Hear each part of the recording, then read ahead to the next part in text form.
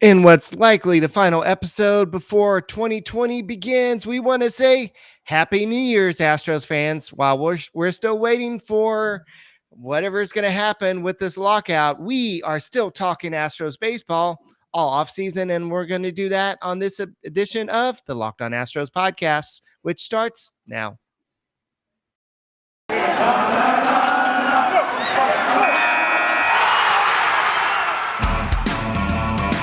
Hello and welcome to Locked On Astros, your daily Astros podcast. Here are your hosts, Eric the Man Heisman and Brett H-Town Wheelhouse Chansey.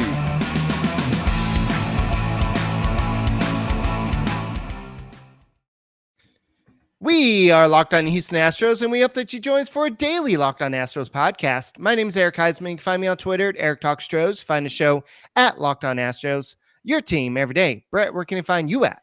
They can find me at H-Town Wheelhouse on Twitter and Instagram, and at Stros411 on Twitter, Instagram, and Facebook. Always positive, always Stros. And we want to thank you for making what Locked On Astros has become in 2021. We have gone from a YouTube page that had at one time 15 subscribers. I guess it started at one point. Yeah. But we started with nothing. Now we're one of the better. What are we at right now? We're at 2,600 right now. So we're right at 20, a little like 2,605. So we would love to get to 3,000 in the off season. We would love to get to 5,000. We would love to keep climbing. So make sure that if you watch us, make sure that you share this with someone who hasn't heard of us. Yeah, so keep on subscribing, keep on liking us, keep on listening to us, and make us your first listen every day on your way to work, on your way home to work, on the way to New Year's Eve party. Go and listen to the Locked On Astros podcast on the way.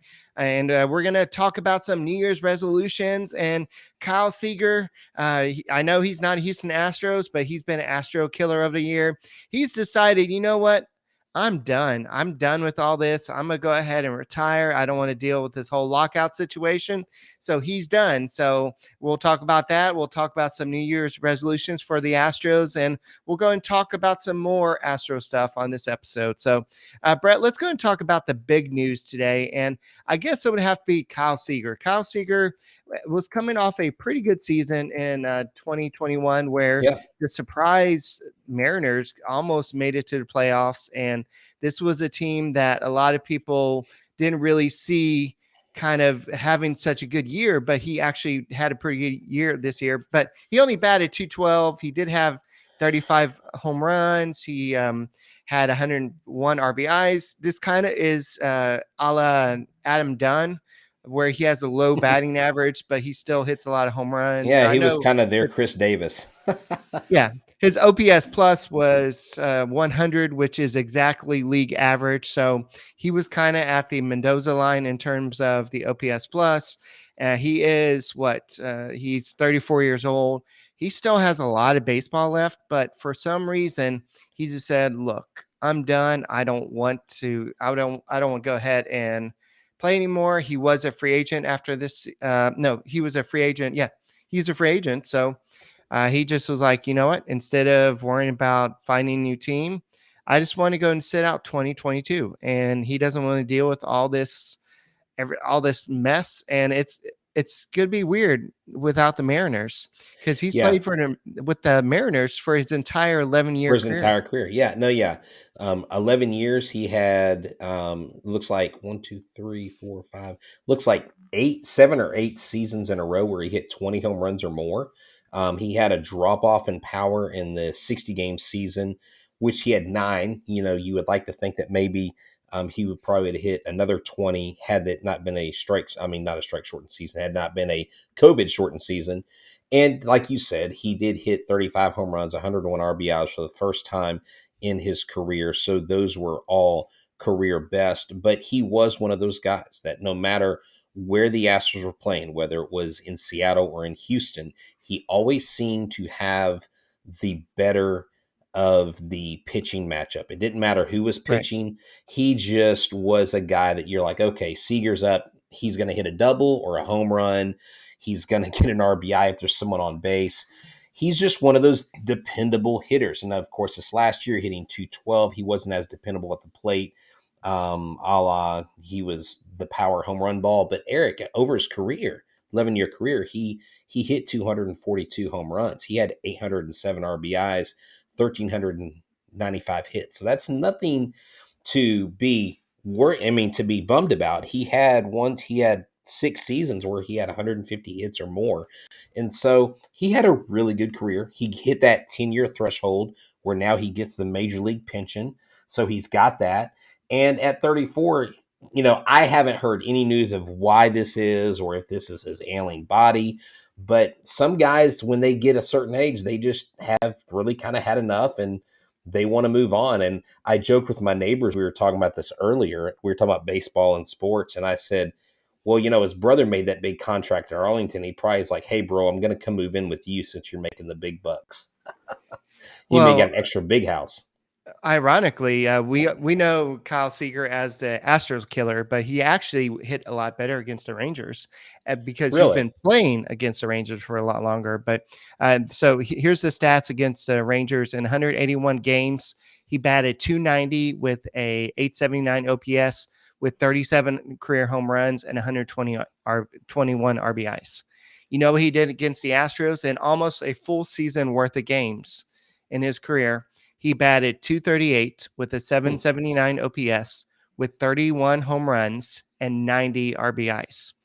So that's what he did against That's the where he Astros. killed us, Yeah, the home runs and the RBIs. Exactly. right. And you're talking about Minute Park. I mean, I'm not going to go back and look at what he did at Safeco Field or whatever they Right. call that stadium now, but this is what he did at Minute Park. He hit 268 with a 851 OPS with 19 home runs and 51 RBIs against the Wow. Astros. That's Yeah. where he did Yeah. the most damage. He felt very comfortable at I Minute saw Park. I saw many of those home runs to the chagrin of the Astros. It seemed like he's again just a very good Major League Baseball player.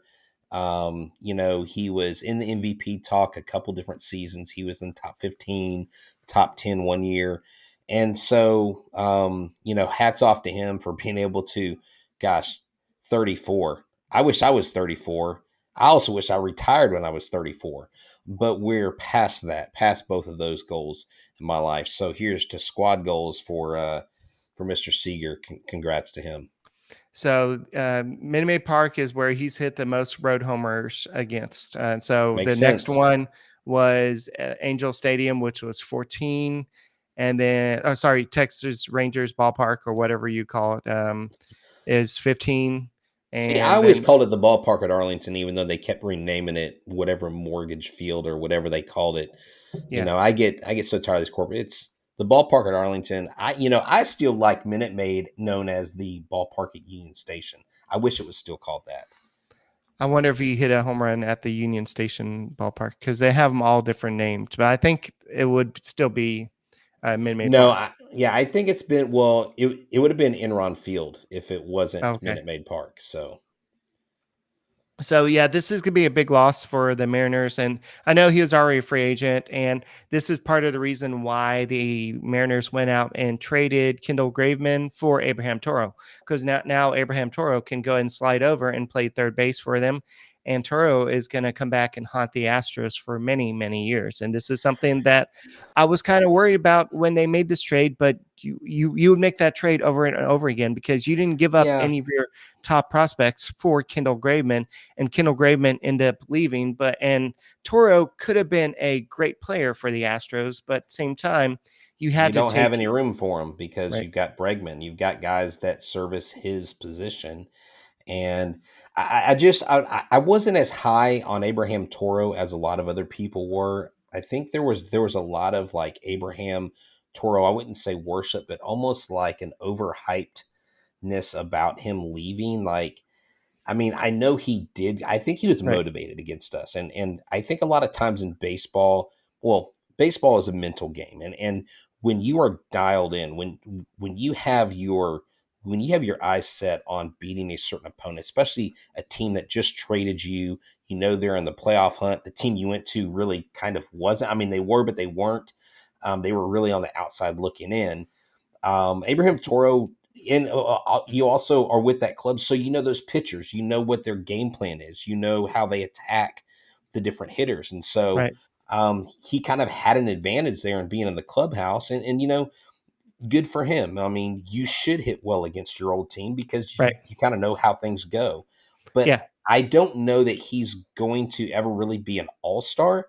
He may, and if he does and proves me wrong, good for him. I'm not wishing ill on him, but I wasn't as like, oh, Abraham Toro, we lost this amazing player, like I think a lot of people were.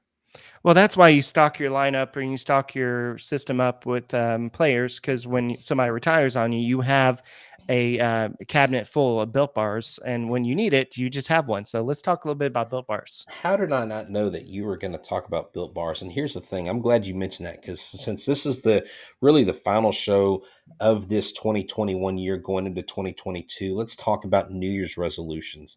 I know you think, okay, it's Town Wheelhouse, New Year's resolutions. Why do you want to talk about something that I constantly fail out? I make it, and literally January 1st of next year, I break it. Well, this is, I think, an unbreakable resolution. Just get healthy. Now, hold on. I know there's a lot to unpack there, but one simple step, I mean, you got to put one foot in front of the other. So this is what you do. Step 1, grab a Built Bar. Step 2, go to built.com and use the promo code locked on and get 15% off your first order. And there, your New Year's resolution, you get that box, you have a couple weeks worth of resoluting to get on with. And that's right. It's a healthy candy bar. That's right. I said candy bar. Yes, it's a protein bar, but it's wrapped in 100% chocolate. Most bars contain 130 calories, 4 grams of sugar, 4 grams of net carbs, and 17 grams of protein. Compare that to a candy bar. It has 240 calories, 30 grams of sugar, dozen net carbs. It's just pointless. So throw out all that other stuff, throw out all the sugary, calorie-filled treats, and replace it with Built Bar. Even if you're not a huge fan of working out, you can at least eat healthy. You can at least do things the healthy way. Salted caramel, mint brownie, cookies, and cream, the sky's the limit. Again, I'll tell you one more time, write this down. The promo code is LOCKED15, LOCKED15 for 50% off at built.com. Built Bar, the best bar in the biz. And once again, thank you for making Locked On Astros podcast your first to listen every day, whether it's on YouTube. Keep on subscribing, keep on liking us, and keep on listening to us on the way to work, on the way home from work, on Apple, Odyssey, Spotify, wherever you listen to your podcast. Keep on listening to Locked On Astros podcast. And I want to go ahead and embarrass everybody right now because I'm going to give you some stats from Abraham Toro of against all the teams. And guess who he's hit the most home runs against? The Astros. The Astros. See, he's making my case for me. Yes, I know, And he's because he had knows 3 home us. runs. He's had 14 RBIs against the Astros. He's batting .324 against the Astros with a 1058 OPS. And another stat to kind of look at, I know it's a small sample size, but against teams with a winning percentage above 500, his career batting average, or I guess not career, but in 2021, or this may be career. I don't know if this is just 2021 or not, but is 256 and with a 772 OPS with 9 home runs versus teams below 500. He's a 194 hitter with the OPS of 573 with 7 home runs and 33 RBIs. So this is a player that tends to kind of step up against the good teams and not really against the bad teams. And a lot of that has to do with stepping up against the Astros. I would say that. But he also played really good against the White Sox and let's see, and the Brewers and a couple other teams last Now, year, I the mean, Giants. so overall for the year, Eric, he hit 239. He had 11 home runs overall in 2021. His OPS plus was only 92. So, like I said, Abraham Toro, I'm not saying he's not a good major league player well, I think he's an average major league player. He's projected in 2022 to only hit 12 home runs, to hit Right. 234, to have an OPS of 687. And so, like I said, you hit the nail on the head. The Astros didn't have to give up a lot. And it's good because Kendall Graveman's gone. Right.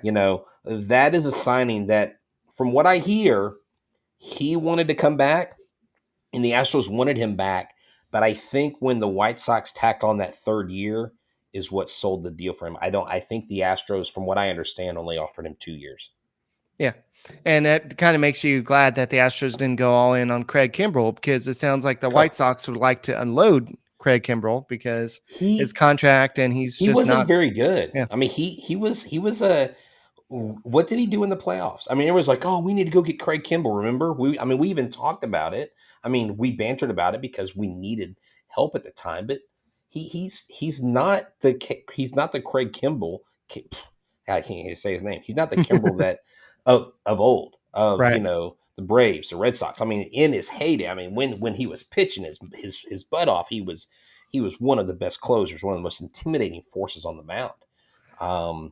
But I think he's beyond that point in his career. Right. And by the way, when I'm watching TikToks and I see somebody, you said Braves, when I see somebody with the Braves hat or shirt on, I automatically scroll up. I'm like, yeah, I don't want that crap in my feed. So I just go ahead and scroll up immediately. So I don't need any of that. So Yeah, I I, don't even look at TikTok. Like I call it Tic Tac because I'm just like, dude, you get so lost in videos, and like after 20 minutes you're like, what did I just I know. waste my time with, I know. Uh, So, I mean, and I know somebody Locked on got me Astros stuck is in on, them. well, Locked on Astros, we are on TikTok. We don't have a very big presence there. Yeah, we need to You start doing know, some videos there, though. There, maybe do some yeah, dancing I'm and lip singing. you can dance and sing. I'll film. That sounds like a New Year's resolution for us. Maybe do more on TikTok. And you know what? That brings up a good topic. Let's talk about some New Year's resolutions for the Houston Astros Okay. going into 2022. First of all, I'm going to go ahead and address the big elephant in the room. Have a season. That would be the Oh best. wow, Like not what I expected you to say. get this stupid CBA working, and maybe go out and get yourself a shortstop, one that maybe won a platinum glove, and go out and bring a hometown talent, a hometown boy back in, and go out and do this. I have to do this so Alex will stop saying I'm just trying to get Trevor Story back. But I really don't think that. I don't know what Carlos Here's the Gray is. thing. Here's the thing. Really think that Carlos ends up in Houston or Chicago. I do not see him going to the Yankees. I I do still not think see it's him. Astros or Dodgers. No, it's not the Dodgers. The Dodgers have Trey Turner. Right. Why would you have Trey Turner? Yeah. You're not gonna move Carlos to third. Right. You're not That's gonna true. move Trey to. I mean, I'm telling you, he's going to Chicago or he's coming to Houston, and Houston's going to give him a banger of a deal for 2 or 3 years. He's going to be the highest paid position player in all of baseball because he's going to make the highest AAV. I just don't see, because here's the thing. If the Cubs offered him a 10-year contract and he turned it down reportedly, he ain't getting a 10-year contract. I'm sorry, Carlos, that ship has sailed. And if you do, I'm going to be shocked beyond belief because the market's not there. There are too many shortstops flooding the system. Seeger ruined it. The only way he's getting a 10-year deal is if he takes right at what Lindor gets or just under. I don't see it. And this is where the ego has got to be checked at the door. I don't fault a guy for going out to seek and make more than he's ever made. I don't have any problems with that like some people do. But I think at some point you have to realize that maybe you may not be what you think you're worth. Now, I will stand corrected if someone goes out and pays a 10-year contract and gives him more than Lindor. Then, I will eat my crow. All right. So it sounds like you're not betting on Carlos Gray at getting a big time deal. So I wonder what betonline.ag would say. And then when we come back, we'll talk about the Astros New Year's resolutions. So I was watching a bowl game tonight, and Clemson's really fallen off. It's the first year in 6 years that they didn't make the college playoff, which is amazing. And if you are looking at bowl games and you're betting on pro football playoffs this year, go to Bet Online. They remain the number one spot for all sports action this season. Head to the website or use your mobile device to sign up today and receive your 50% welcome bonus on your first deposit. Just use a promo code Locked On to receive your bonus. From basketball, football, NHL, boxing, and UFC, right to your favorite Vegas casino games. Don't wait to take advantage of all the amazing offers available for the 2021 season. Bet online is the fastest and easiest way to bet on all your favorite sports, so don't wait to take advantage of all the new amazing offers available. Bet online, where the game starts. All right, so let's go and get into our New Year's resolutions for the Houston Astros in 2022. And I'm going to go ahead and throw a big one out right away. I'm going to go ahead and say, finally give Forrest Whitley a chance once he's healthy. He's got to get a chance, or else he's going to flop out like a lot of prospects have. This has got to be his chance. At some point this summer, you've got to give him a chance once he's healthy. I mean, don't rush him out there or anything, but once No. he's ready to go out there and pitch, whether it's in the bullpen, whether it's a starter, you've got to give him a chance at some point in 2022. Yeah, exactly. And I think for me, my first New Year's resolution for the Houston Astros is to narrow their starting rotation down to 5 starters, okay? Have a 5-man rotation, and those starters have got to average 5+ innings each outing the first half of the season.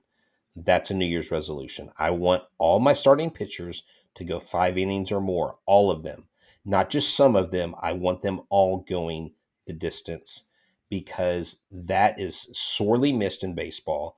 That is a big issue. And I think 2021 is an anomaly. Why? Because 2020 really screwed things up. It really screwed up with the players' training, their development, the way you get. I mean, nothing was typical in 2020, right? You take these guys that, even if they're a 1 or 2 year pitcher, off of like what they do in their routine, and that's where the injuries spiked and everything. And then baseball screwed with the stupid sticky stuff in the middle of the season, and that jacked things up even more. And so I think it is not a bad thing to have the resolution that all 5 of your starters go 5+ innings the first half of the season.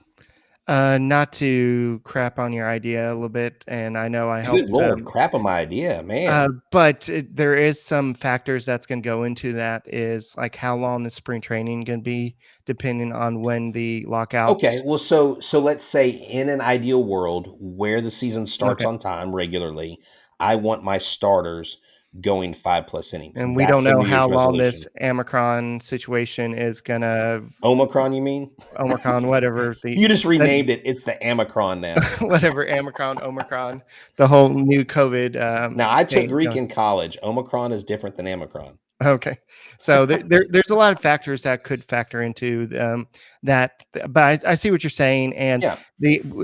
as much grief as we give the 2021 starting staff, they still led the innings in starting pitching. In No, I right, mean, right. not. I think they're second or something.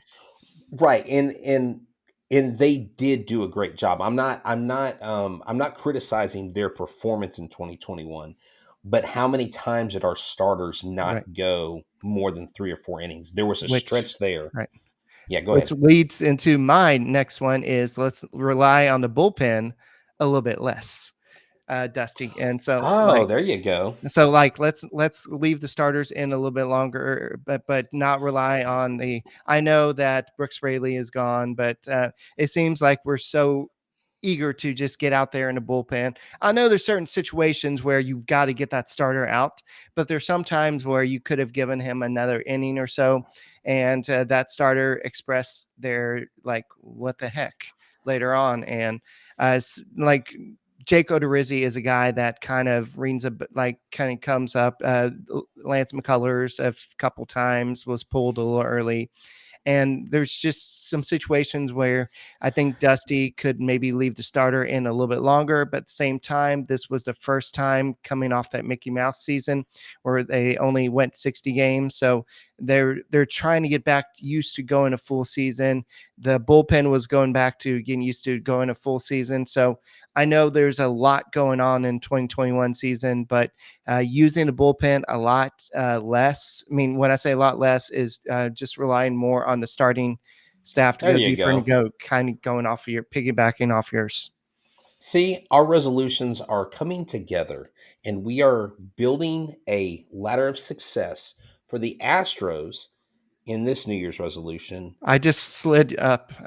I just to went to next TikTok. So there you go. Well, thank you. So this New Year's resolution is that have we are top 5 in home runs in Major League Baseball. I want the Houston Astros to take off. I want Kyle Tucker because right now the projections for Kyle Tucker, I think, are 35 home runs, and I think projections for Yordan Alvarez is 37. I want them to both hit 40 home runs. I want Altuve to hit 30 home runs. We need Bregman to hit 30 home runs. And I what about think Correa? it's Carl. Well, we're not going to count Carlos Correa because we don't know if I he's know, going to I know, be here. I know. But the Astros have other players that can hit double-digit home runs.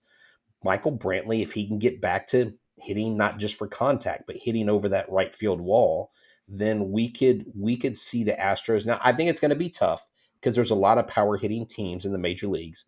But I would say the resolution. No, you know what? I'm not going to say top 5. Let's just say top 10. Top 10 in home Well, runs. they were top 10 in home runs last year. They are 9. They crept into ninth. Okay, Well, they I were, yeah, they were 9th overall, and they had okay. 221. The Blue Jays had first with 262. Okay, so let's So say top 5 then. Okay, I didn't think that they crept into the top 10. Um, the so Rays that had, like the Rays, the Reds, and the Yankees had one more than the Astros. So the Bronx Bombers only okay. had one more home run than the Astros did. Do So. you have any New Year's resolutions for any of the positions on the Astros? Well, I would like for I know that we focus a lot on the catching position as a defense position, but I would like Martin Hmm. Maldonado to kind of go back to that 2020 where he was kind of the not necessarily the offensive stud he was, but somebody who would be a little bit more consistent at the plate, somebody you can count on to make more contact and not necessarily be a home run hitter, but just be more consistent at the plate. Because it just seemed like in 2021, he just seemed like an automatic out at times, and we don't know what's going to happen at shortstop. We don't know what we have at center field, so you can't have three. I mean, I hate to say it, I don't want to call them automatic outs, but you know what I mean. Just like So good. so I think the New Year's resolution is if Martin Maldonado cannot up his performance, that you have Corey Lee come up to the major leagues mid-season and hit for average and power. Okay. Number 2, Jeremy Pena becomes your guy at shortstop, and he hits 260 to 275 at the plate with double-digit home runs. Okay. And then in center field, you have, now listen to this, Chas McCormick takes a hold of that position the first half of the season while waiting on Jake Myers to come out. And Jake Myers and Chas McCormick platoon center field successfully and have one of the highest WARs for center fielder in Major League Baseball for 2022. What about Jose Siri? Hey Siri, what about him? Jose Siri is a fourth outfielder. So Siri brings up my next resolution, which is bringing back the speed in the game to the Astros. This is something that the Okay. Astros used to strive for a lot, and I know Jose Altuve's legs are not the same that they used to Right. be, but Kyle Tucker could up that a little bit. Whoever you bring in at shortstop could offer some speed, whether that be Jeremy Pena or somebody from outside Oh, yeah. organization. Pena, Trevor Siri. Story could offer some speed as well. Yes, I'm his agent You apparently. just fell into that one. That was open mouth insert foot. Yes, Trevor. No. So you got to talk about Chas McCormick's sprint speed. You got to talk Yeah. about Jake Myers when he comes back, his But sprint Jose speed. Siri Jose does have Siri. some speed. Jeremy Pena is very fast too. Kyle Tucker, don't forget, That's he why I stole said Kyle 30. Tucker Yeah. needs to. So Kyle Tucker, Martin Maldonado. No, I'm joking. Come on, man. Martin, dude, chilling Machete. I mean, come on, dude. This guy's a lightning bolt on the base paths. Come on, Okay. Martin Maldonado resolution, 10 stolen bases. All right. When your leader from the stolen bases last year was a player who wasn't even on the team at the end of the season, which was Miles Straw with 17, and then you Oh yeah, had Miles Kyle Straw was a Tucker with speedster. 14. It just wasn't a big emphasis for the I 2021 roster. I think the speed game, I think that's a great resolution, Eric, for the Astros to figure out a way to get runners on the base paths and to be aggressive stealing bases. There's not a ton of great defensive catchers. There are a few, but like when you play like the White Sox, I mean, you can run on Grandal all day. You can run on. I think you can run on the Mariners catcher. The A's catcher is decent. Stassi, I don't know what his putout numbers are, but I think in the division, you have a pretty good chance to steal bases. But remember when we were a National League team? I mean, small ball really was kind of the name of the game for the National League because you didn't have the DH and all that stuff. Yeah, I know. I think it would be cool. It would go against the grain of analytics and stuff if you had more stolen bases. Who knows? Bregman, if he's back, I know he's slowed, but if he's back, he's an aggressive player, and if he feels comfortable, he could sneak in a few bases that here or there. So, I mean, you've got potential. You're not going to get anything from your catcher unless Corey Lee comes up. Yeah. So yeah, I mean, you definitely should steal more bases than last year for sure, I would think.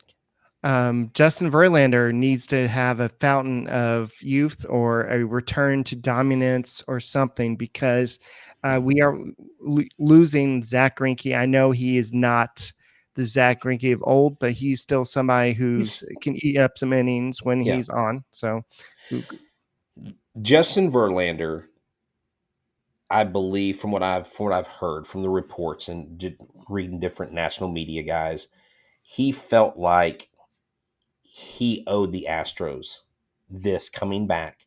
He owed it to Jim Crane because he has a very good relationship with the owner. And because he was like literally got paid $66 million for what, a few innings, right? So he's doing this, I think, as a favor to the Astros, and it's going to bode well for him because it's a player option for the second year. And so if he does great, Eric, that could blossom into a 2 or 3 year deal with someone else, or if the Astros have a World Series right. run and win it, he may come back. Who knows? He may end up an Astro for the next 2 or 3 seasons. But Justin Verlander is going to be looking to capitalize on this. And I think the New Year's resolution would be for Justin Verlander because he's got to reach a certain amount of innings, 130 innings, I believe, in order for him to make that contract. And so, Okay. yeah, so there were player incentives for him. So it's actually a very smart contract from the Houston Astros with as much criticism as they got, signing him. And Yankees fans were like, oh, well, of course you sign him. He's an ailing old pitcher. I'm glad we didn't waste some money. We didn't waste some money. We put some restrictions on that money. And that player option is there, but he's got to reach 130 innings and he's got to reach some other milestones this year. So JV is going to be motivated and he's a workhorse.